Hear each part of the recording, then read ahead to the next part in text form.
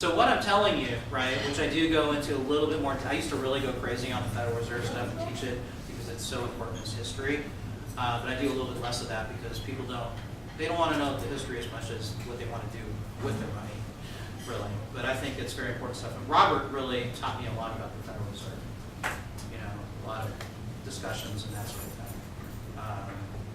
Taught me one-on-one, that sort of thing. So it's in his teaching material big time. Devaluation of the dollar, the gold standard, all that good stuff. You know, so. All right, the Federal Reserve. Something that Henry Ford said: if people truly understand what money is, it would be complete revolt. Right? And it's because at the end of the day, what is money? It's just printed stuff, right? Or actually, it's even less than printed stuff now. It's ones and zeros in a computer system. So if you guys understand the Federal Reserve, they basically make money from nothing, and they just insert it into the system through quantitative easing. And it's that method that they're able to create money from nothing. You know, and you guys are all working so hard for it, aren't you? Right?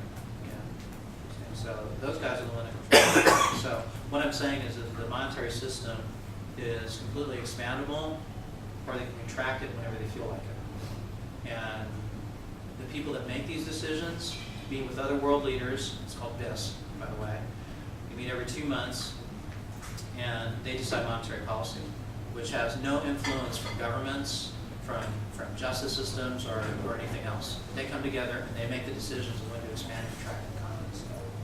See, we cannot have an economy that just continues to grow, grow, and grow. That's called inflation.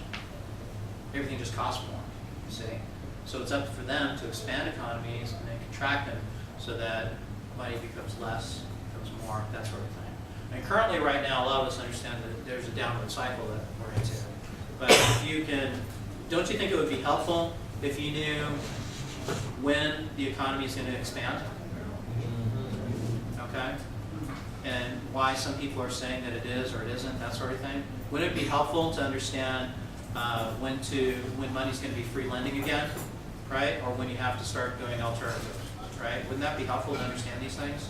Right? Well, it's my opinion, as well as many others too, is that we're starting to get to an expansion economy. You guys understand why?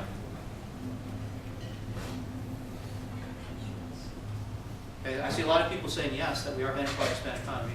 Why? Because it can't get any worse? Life sucks so bad right now, it can't get any worse than that? No, it's because of the bond market, that's why. It's the bond market. The bond market is the key. That's how they take